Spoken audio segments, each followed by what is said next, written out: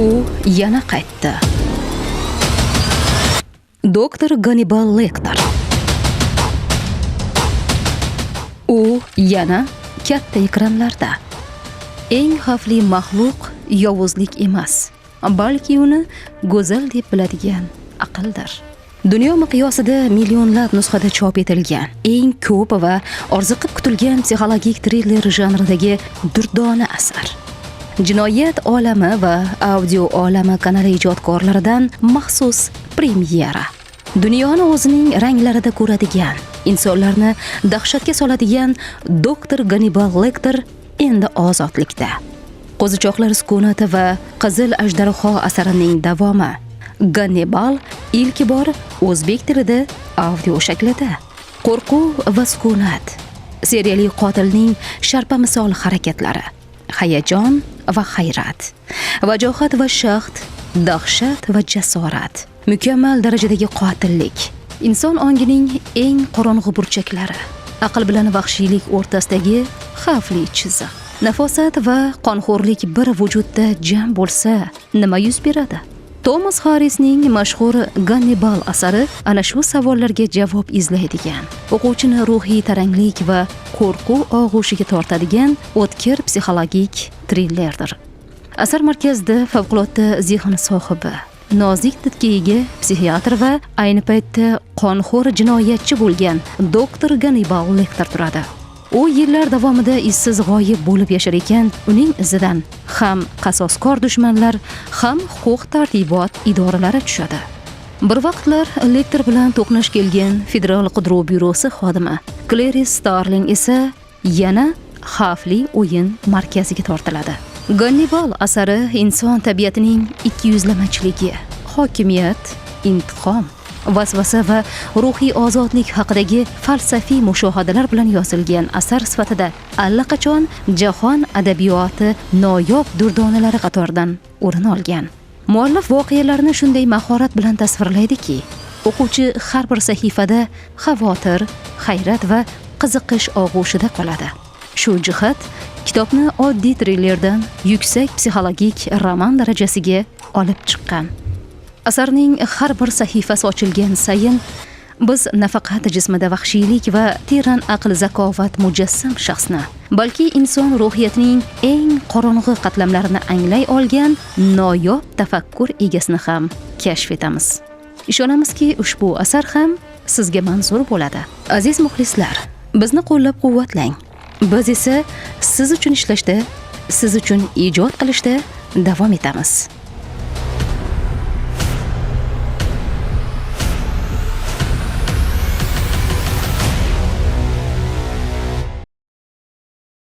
Aziz muxlislar, kanalimizning detektiv asarlar ruknini qo'llab-quvvatlang.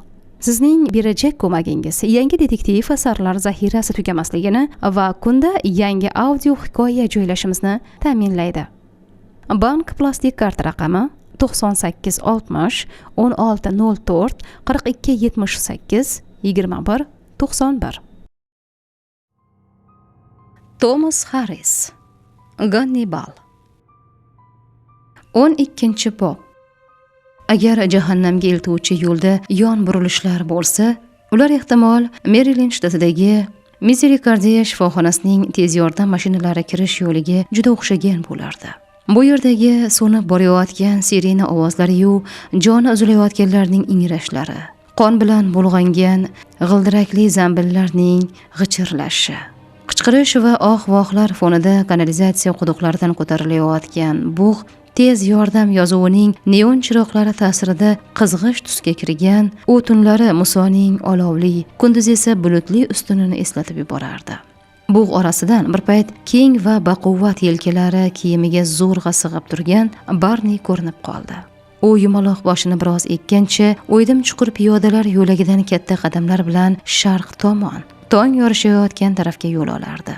U bugun ishdan 25 daqiqa ertaroq chiqishi kerak edi. Biroq avval politsiya o'q yegan mast bir erkakni shoshilinch olib kelgan, u ayollar bilan janjal chiqarishga moyil bo'lgani uchun bosh hamshira Barnidan biroz qolib yordam berishni so'ragan edi. Bo'limga shovqinchi yoki tajovuzkor bemor tushsa, hamisha unga murojaat qilishardi. Kapishonini tushirib kiygan Clarice Starling kasalxona qarshisidagi yo'lda uni kuzatib turardi. Avvaliga Barniga biroz oldinlab ketish imkonini berdi. Keyin sumkasini yelkasiga tashlab, uning ortidan yurdi. Barni mashina to'xtash joyi va avtobus bekatidan o'tgach, Starling yengil tortib qo'ydi. Uni piyoda kuzatish osonroq bo'lardi. U Barni qayerda yashashini bilmasdi, ammo buni u sezib qolmasdan aniqlab olishi shart edi. Shifoxona oldidagi mahalla tinch va sokin edi. Bu yerda turli millatga mansub oddiy ishchilar yashar, odamlar kamtarona hayot kechirardi. Mashinani qulflab qo'yish odatiy hol bo'lsa-da, kechasi akkumulyatorni uyga olib kirishga hojat yo'q edi. Bolalar bemalol ko'chada o'ynashardi. 3 kvartalni bosib o'tgach, Barni yo'l chetida avtobus o'tib ketishini kutib turdi. So'ng shimolga, marmar zinali tor uylar va tartibli bog'chalar joylashgan ko'chaga burildi. Ayrim do'konlarning oynasi bo'sh bo'lsa-da, butun edi. Yuzasidagi sovun ko'pigi ularning yangi tozalanganidan darak berib turardi. Do'konlar ochila boshlagan, ko'chada esa siyrak o'tkinchilar paydo bo'layotgan edi. Kechasi yo'l chetida qoldirilgan yuk mashinalari Starlingning ko'rish doirasini to'sib qo'ydi va u Barnining to'xtab qolganini payqamay qoldi. Bir zumdan so'ng u to'g'ridan-to'g'ri Barni ro'parasida qolib ketdi. Balki Barni ham uni payqagandir. Barni qo'llarini cho'ntagiga solgancha, boshini biroz egib, yo'l o'rtasidagi narsaga qarab turardi.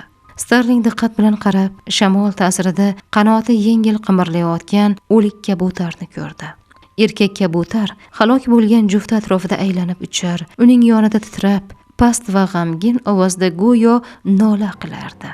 Bu orada bir necha mashina va avtobus o'tib ketdi, ammo qush har safar so'nggi lahzada chetga chiqib tirik qolardi. Balki Barni uni payqagandir. Starling bunga ishonch hosil qila olmadi. Agar hozir harakatni davom ettirmasa, u albatta shubhalanadi. Orqasiga qaraganda Barni yo'l o'rtasida cho'kkancha qo'lini ko'tarib mashinalarni to'xtatmoqchi bo'layotganini ko'rdi. Starling burchakdan burilib, ko'zdan g'oyib bo'ldi. U tezda paltosini yechdi. Sumkasidan sviter, beysbol kepkasi va sport sumkasini chiqarib, kiyimini almashtirdi.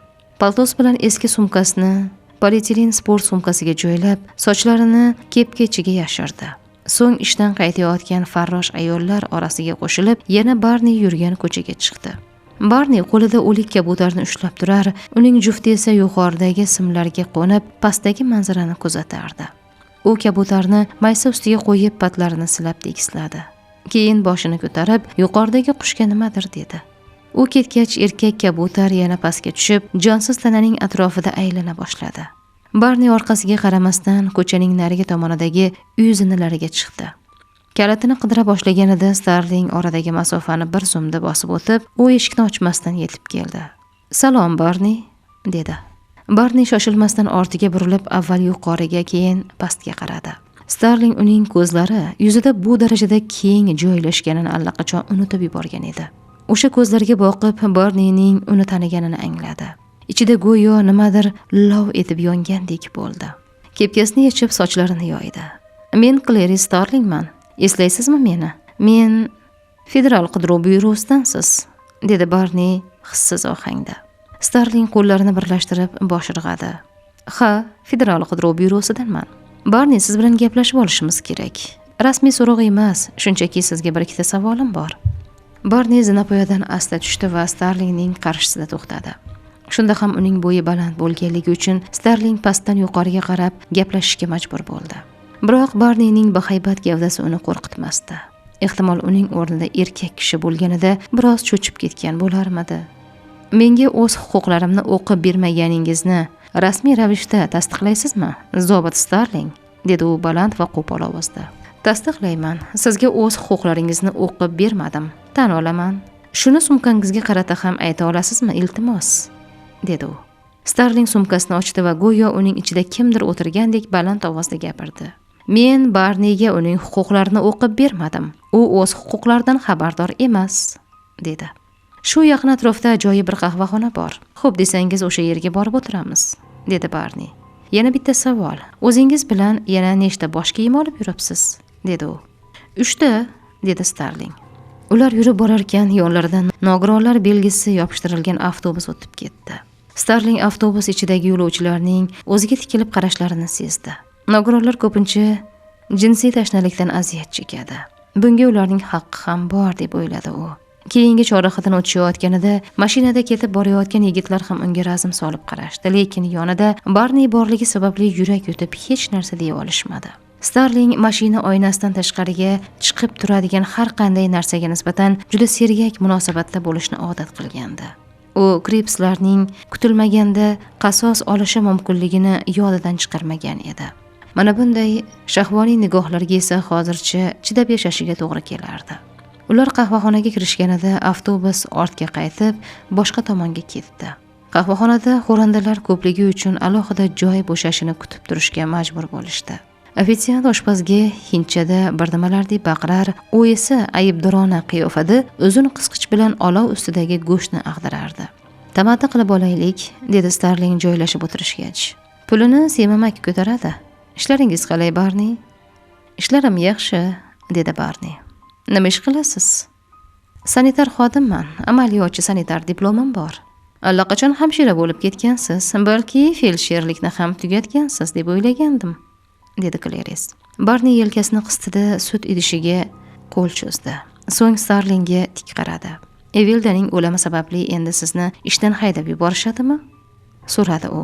"Yashasak ko'raveramiz. Evildani tanirmidingiz?" dedi Clarice. "Uni bir marta ko'rganman. Erini bizning qo'limizga olib kelishgandi. Biroq tez yordam mashinasiga joylashtirgunlaricha ham ancha qon yo'qotgan va oqibatda yo'lda joni uzilgan edi.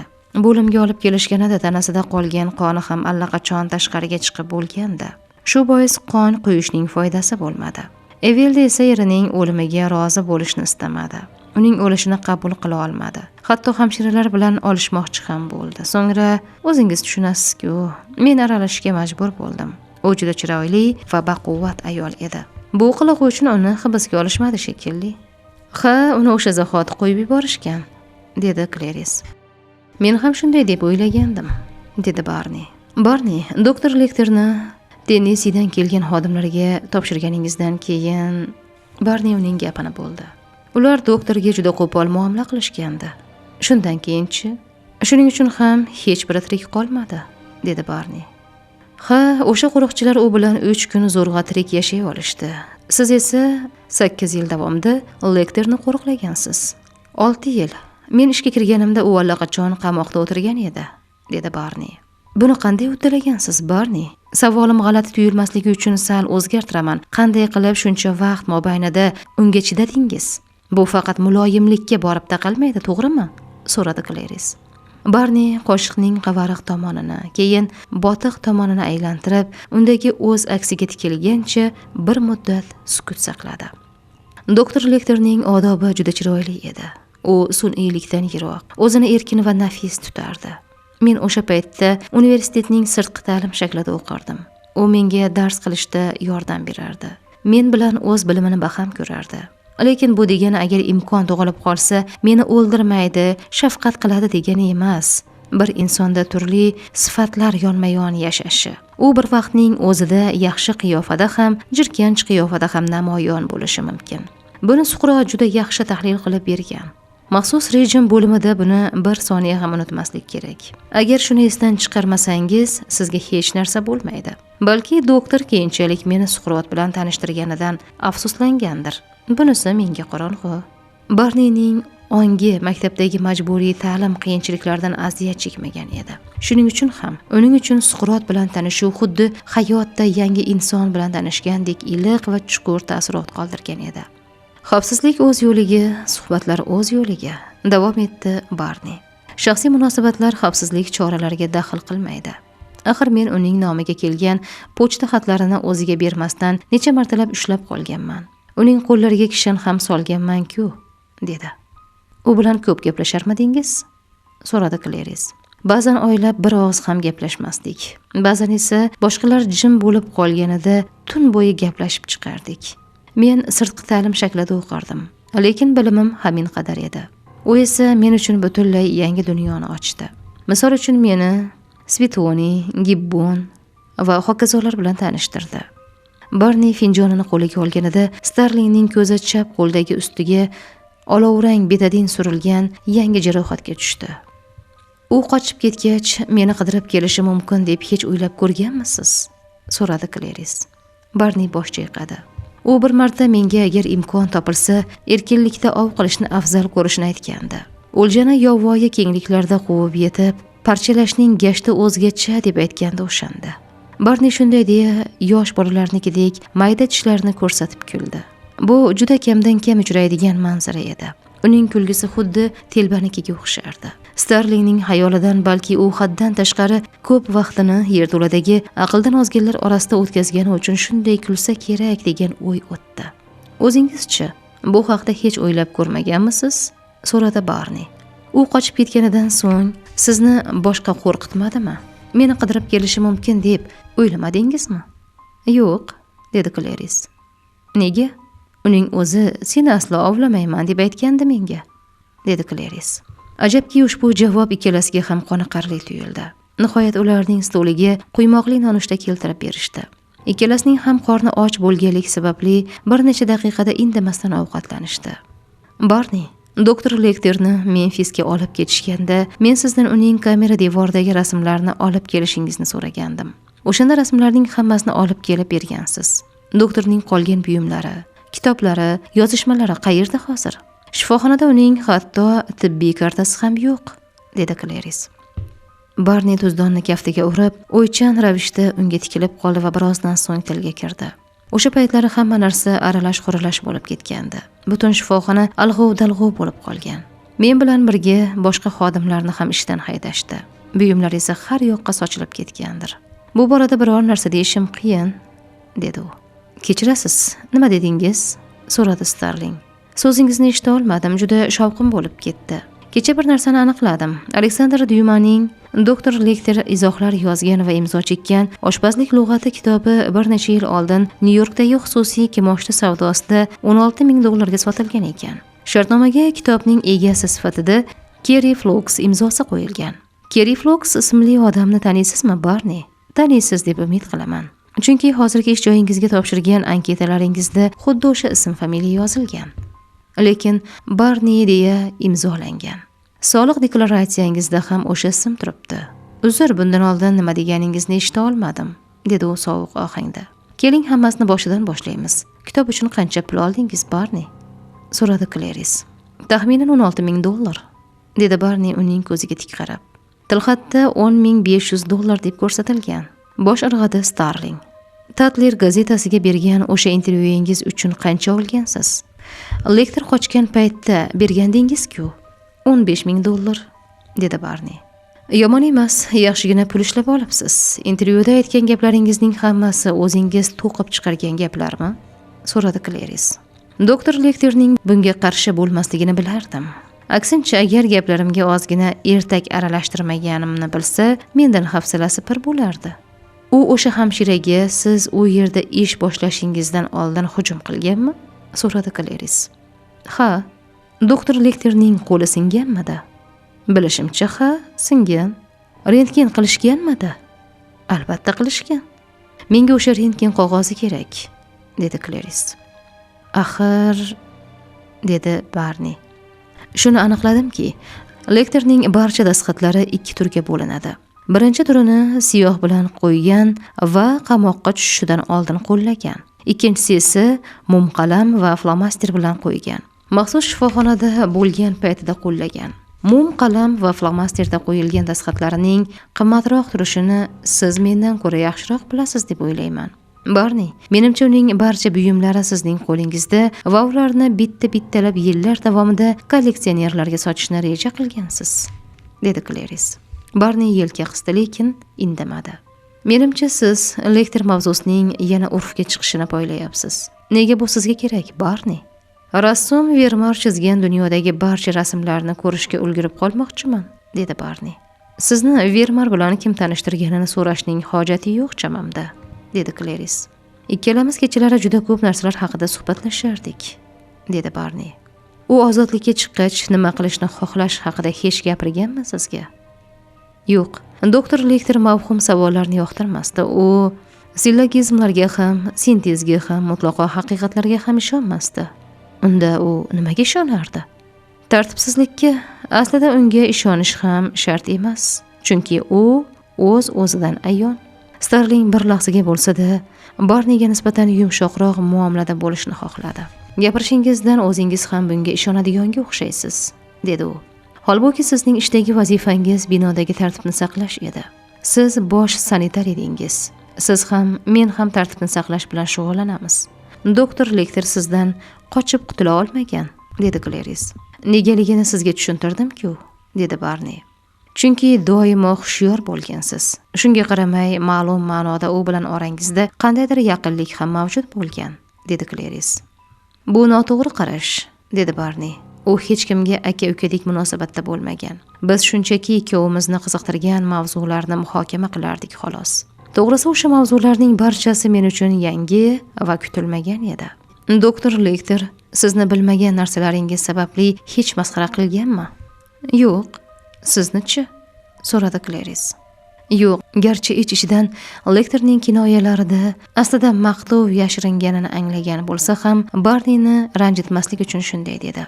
Agar xohlasa bemalol meni yerga urib, kulish ham qo'lidan kelardi. Xo'sh, uning buyumlari qayerdaligini bilasizmi, Barni? Mabodo ularni topsam, buning uchun mukofot bormi? So'radi Barni. Starling sochiqni buklab, likopcha tagiga tiqdi. Mukofot shuki, bo'yningizga adolat qaror topishiga to'sqinlik qilganlik aybini qo'ymayman. Esingizdami, o'sha paytda shifoxonada menga eshituvchi moslama taqqaningizda bunga ko'z yumgandim. Bu marhum doktor Chiltonning buyrug'i edi, dedi Barni. Marhum? U o'lganini qayerdan bilasiz? Axir u 7 yildan beri domdaraysiz-ku, dedi Barni. Menimcha uni boshqa ko'rmaymiz. Xo'sh, maxsus agent Starling, sizga aynan nima kerak? Men uning rentgen tasvirini ko'rmoqchiman xolos. O'sha rentgenni topib bering, iltimos. Agar kitoblar saqlanib qolgan bo'lsa, ularni ham ko'rmoqchiman. Faraz qilaylikki, biz ularni topdik. Xo'sh, keyin nima bo'ladi? So'radi Barni.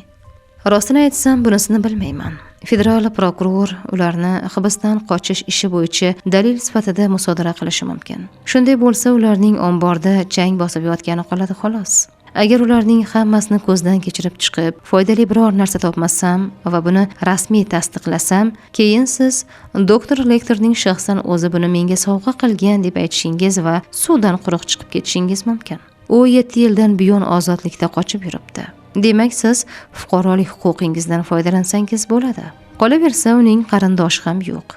O'zim ham tergovga aloqasi bo'lmagan narsalarni sizga topshirishni ularga tavsiya qilishim ham mumkin. Lekin shuni bilib qo'yingki, mening tavsiyalarim bizning tizimda unchalik yuqori baholanmaydi. Rentgen tasviri sizga qaytarilmasligi mumkin. Shu jumladan tibbiy hujjatlar ham. Chunki ular ilgari ham uning mulki bo'lmagan va u ularni hech kimga hadya qila olmasdi, dedi Clarice. Agar bu narsalar menda yo'q desamchi, so'radi Barni.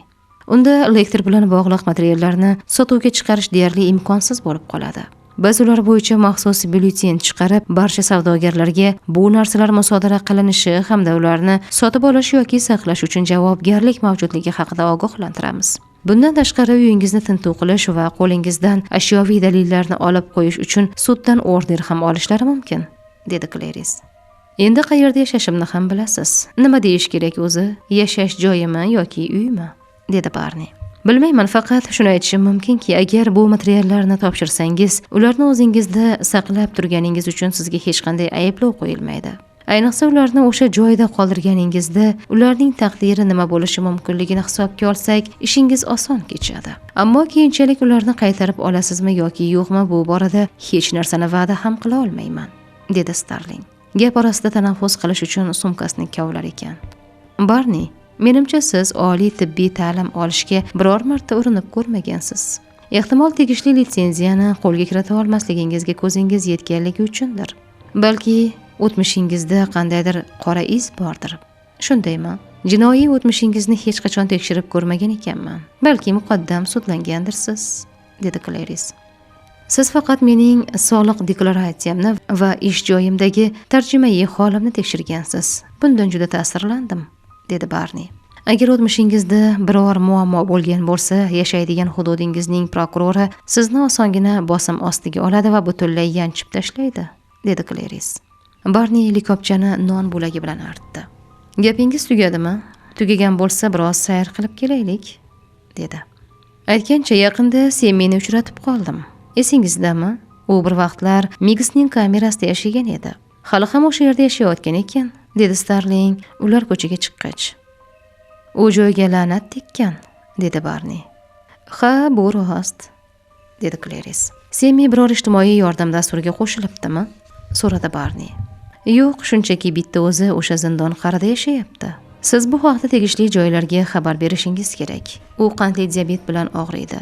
Ahvoli og'ir. Istalgan payt joni uzilishi mumkin. Aytgancha, doktor Lekter nima uchun Migsga o'z tilini yuttirganining sababini bilasizmi? Taxminim bor, dedi Clarice. U sizni haqorat qilgani uchun Migsni o'ldirgan. Mana sizga mehribonlikning yuksak ko'rinishi. Lekin xavotir olmang, u baribir Migsni o'ldirgan bo'lardi, dedi Barni. Ular Barni yashaydigan uy yonidan o'tib, maysazor tomonga chiqishdi. U yerda boyagi kabutar hali ham o'lik juft atrofida charx urib aylanayotgandi. Barni qo'llarini silkitib, uni uchirib yubordi. "Ucha qol", dedi u qushga. "Yetar endi aza tutish. Bo'lmasa, mushukka yem bo'lasan." Kabutar qanot qoqib uchib ketdi. Uning qayerga borib qo'nganini hech biri payqamadi. Barni o'lik qushni yerdan ko'tardi. Qushning silliq tanasi uning cho'ntagiga osongina sirg'alib tushdi. Bilasizmi, doktor Lekter bir marta siz haqingizda gapirgan edi. Shunchaki yo'l-yo'lakay suhbat qurgandik. Balki oxirgi suhbatlarimizdan birida gapirgandir. Mana shu qush menga o'sha gaplarni eslatib yubordi. Uning nima deganini bilishni xohlaysizmi? Albatta, dedi Starling. Uning ko'ngli aynib, boya yegan ovqati yengil qo'zg'algandek bo'ldi. Ammo u ortga chekinmoqchi emasdi. Biz o'shanda irsiy xulq-atvor stereotiplari haqida gaplashgandik. U kaptarlarning genetik xususiyatlarini misol keltirgandi. Turman degan kabutar turi bor. Ular osmonga baland ko'tarilib, keyin sekin-asta orqasiga ag'darilib, yerga qulaydi. Ularning balandlari ham, pastlari ham bo'ladi.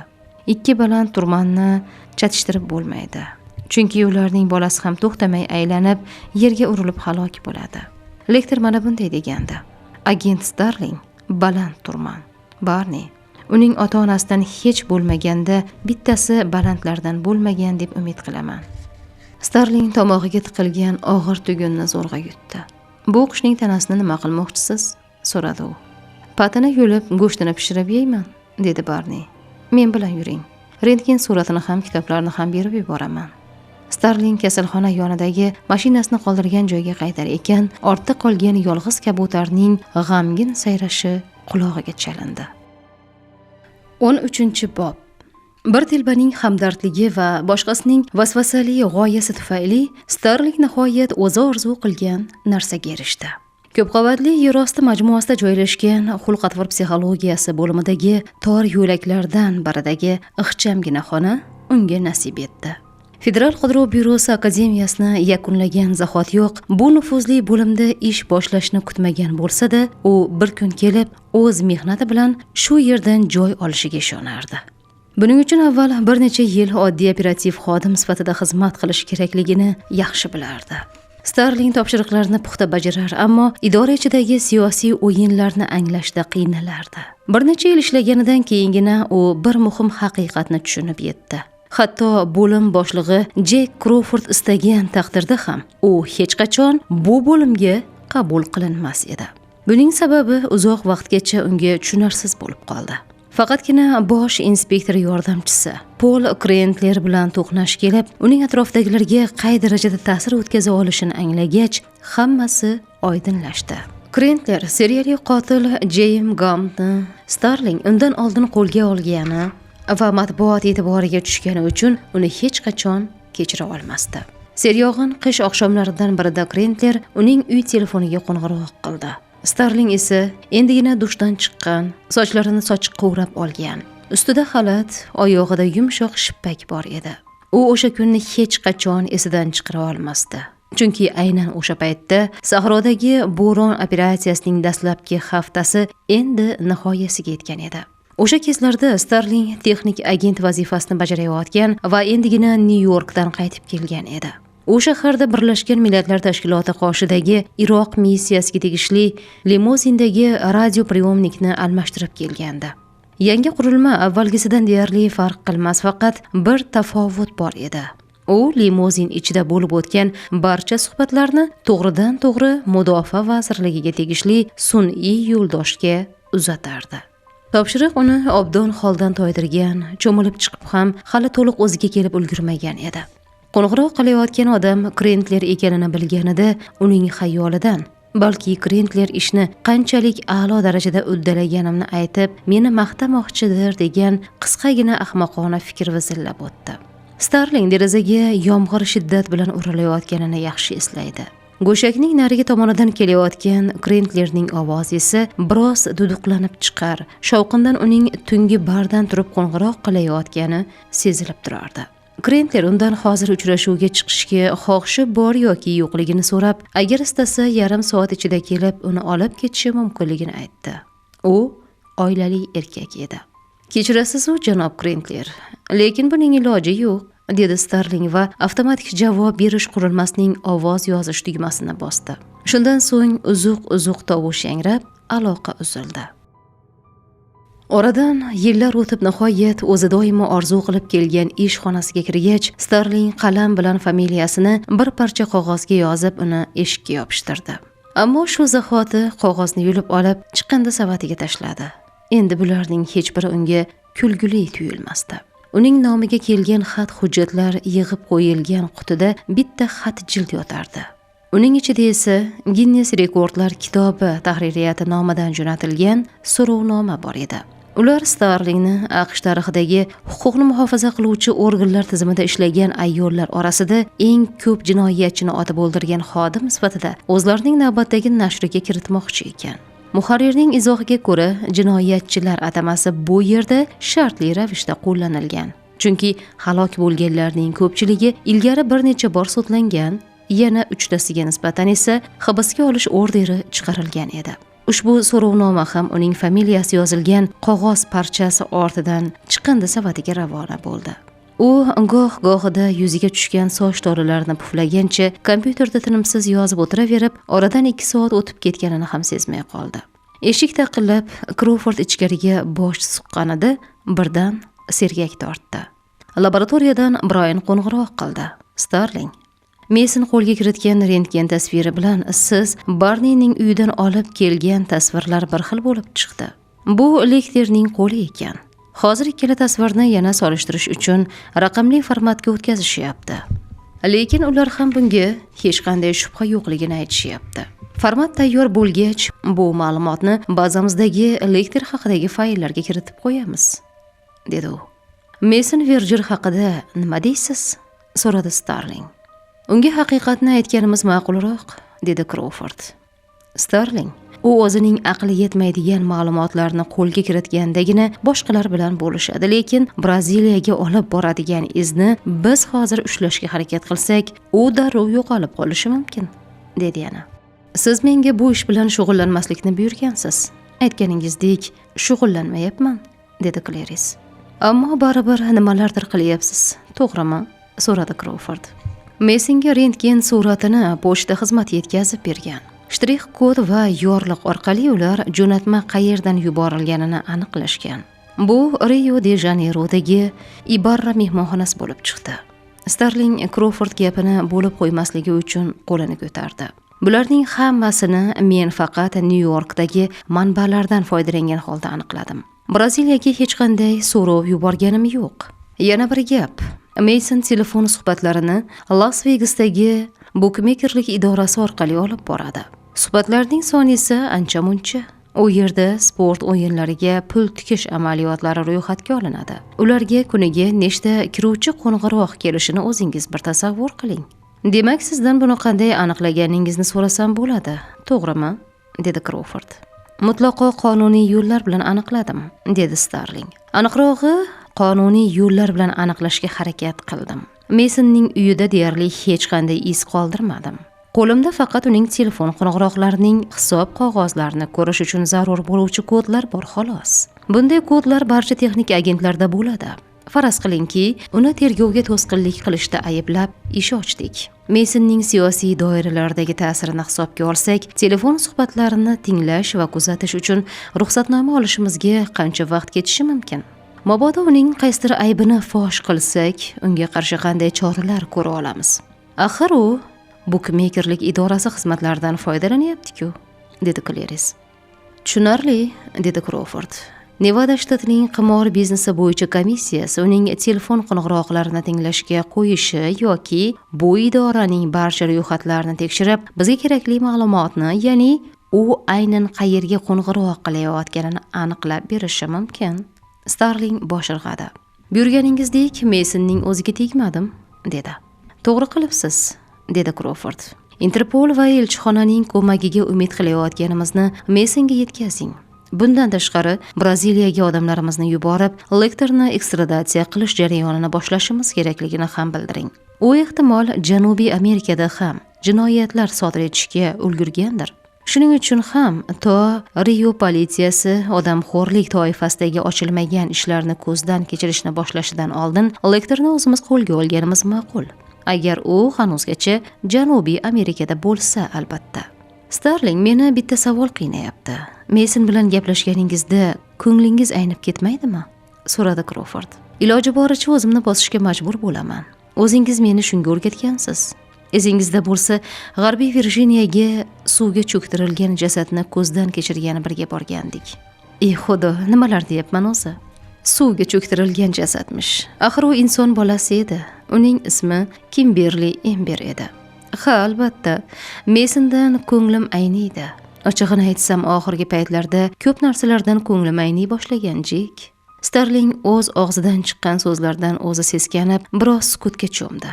U ilgari hech qachon bo'lim boshlig'i Jek Krofordga oddiygina qilib Jek deb murojaat qilmagan. Buni xayoliga ham keltira olmasdi. Bu holat uni larzaga soldi.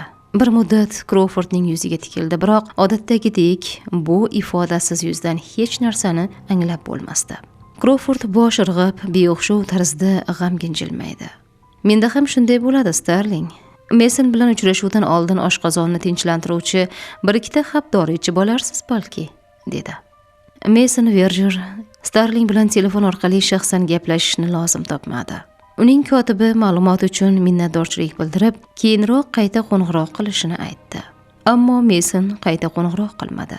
Aslida esa ikki rentgen tasvirining bir-biriga mos kelganligi haqidagi xabar yetib borishi kerak bo'lgan ustuvor manzillar ro'yxatida Starlingdan ismi ancha yuqori turgan Meyson uchun bu yangilik allaqachon eskirib bo'lgan edi.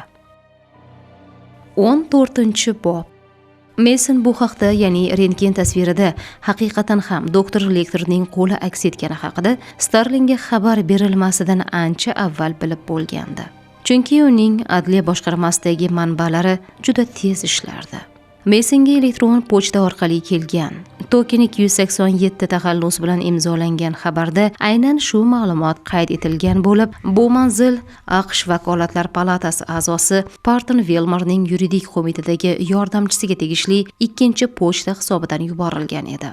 Wilmer idorasi esa o'z navbatida Cassie 199 nomi bilan imzolangan xabarni qabul qilgan.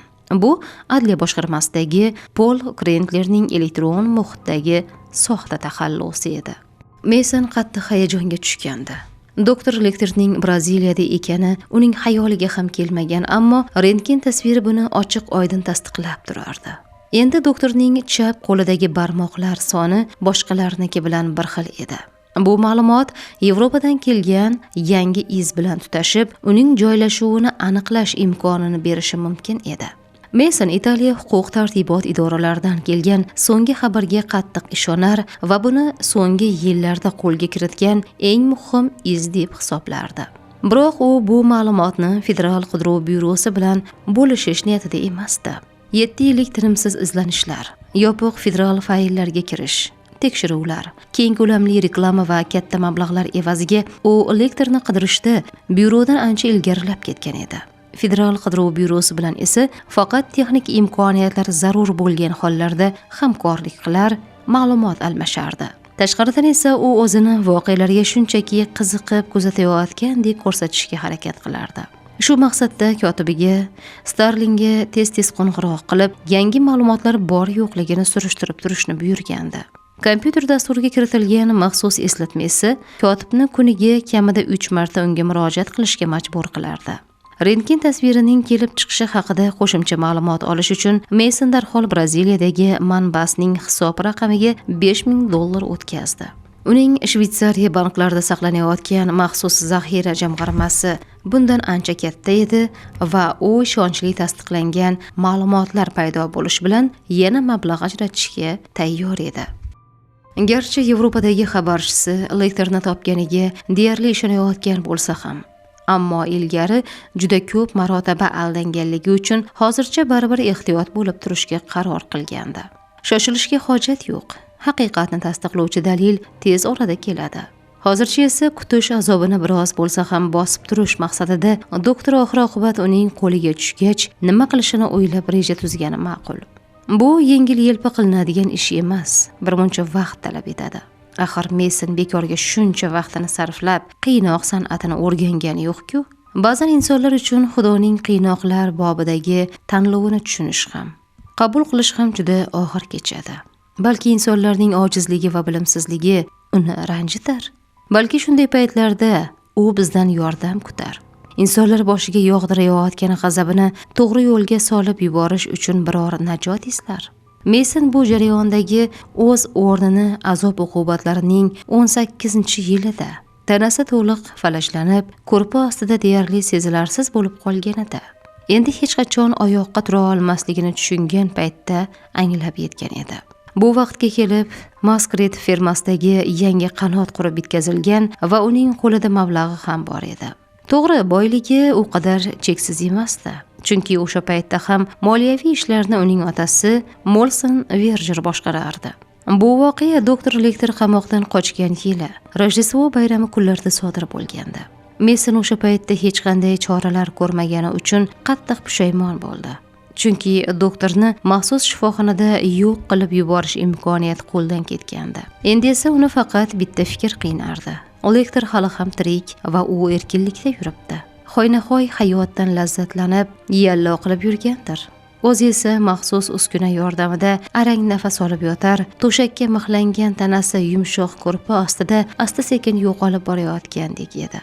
Yonida turgan hamshira og'irligini bir oyog'idan ikkinchisiga solib turar, garchi juda xohlasa ham o'tirishga jur'at qila olmasdi.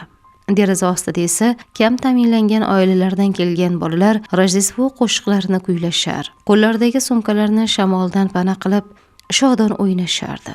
Meson sovuq va toza tiniq havodan nafas olsin deb shifokor ruxsati bilan derazalar biroz ochib qo'yilgandi. Xonadagi chiroq o'chiq, yulduzlar Maskret fermasi ustiga yastangan qorong'ulikdan jim boqib turishardi. Ey aziz Baytullahim shahri, bunchalar sokin yotibsan, deya kuylashardi bolalar. Bu satrda go'yo Mesonga nisbatan achchiq istehzoli kulgi yashiringandek edi. Bunchalar sokin yotibsan, Meson. Rojdestvo osmonidagi yulduzlarning sukunati uning yurak bag'rini battar ezardi. U yulduzlarga o'tinch bilan qaradi. Linza bilan qoplangan yolg'iz ko'zini harakatlantirdi. Hali harakatdan qolmagan sog'lom barmoqlari bilan ularga ishora qildi. Ammo yulduzlardan sado chiqmadi. Birdan unga nafas yetishmayotgandek tuyuldi. Agar u ushbu cheksiz bo'shliqda to'satdan bo'g'ilib qolsa, hayotida so'nggi bor ko'rgani shu jimjit va sovuq yulduzlar bo'ladi. U allaqachon bo'g'ila boshlagan edi. Uskuna yetarlicha miqdorda havo yetkazib bermayotgandek, har bir nafasni uzoq kutishga majbur bo'layotgandek edi go'yo. Uning nafas olish ritmi olis-olislardagi qorong'u yonbag'irlarda goh ko'tarilib, goh tushayotgan arsha daraxtlarning soyalariga o'xshar. Yurak kardiogrammasi esa dam sistolik cho'qqini, dam diastolik cho'qqini qayd etardi. Hamshira uning ahvolidan shu qadar qo'rqib ketgan ediki, hatto favqulodda holat tugmasini bosib yuborishiga va adrenalin shpritsini olib, ukol qilishiga sal qoldi. Ha, bu ochiqchasiga qilingan masxara edi. Bunchalar sokin yotibsan, Meson. Bu Rojdestvo kechasida unga kelgan ilohiy vahiy edi. Hamshira hali tugmachani bosishga ulgurmasdan, qasosning o'tkir tikanlari allaqachon Mesonning quruqshab, oqarib ketgan, xuddi qisqichbaqa panjasiga o'xshab qolgan qo'lini jonlantirib, uni tinchlantira boshlagan edi. Dunyoning turli burchaklarida taqvodorlar Rojdestvo kuni haqiqatan ham mo'jizaviy tarzda Masihning tanasi va qonidan bahramand bo'layotganiga ishonishardi. Meson esa bundan-da dahshatliroq marosimga hozirlik ko'ra boshladi va ushbu marosim hech qanday mo'jizaga muhtoj emas edi. U doktor Lekterni tiriklayin yem qilish uchun jiddiy tayyorgarlik ko'rishga jazm qilgandi. Aziz muxlislar, bizni qo'llab-quvvatlayotgan qadrlilar, ushbu asar yanada ko'proq insonlarga yetib borishi uchun like bosishni va izohlarda o'z fikringizni qoldirishni, yaqinlaringizga ulashishni unutmang. Zero sizning oz bo'lsa-da e'tiboringiz biz uchun muhim. YouTube algoritmi sizning harakatlaringiz sabab ushbu audio asarlarni yanada ko'proq kitobxonlarga tarqatadi. Ishonamizki, bizni albatta har doimgidek qo'llab-quvvatlaysizlar. E'tiboringiz uchun tashakkur.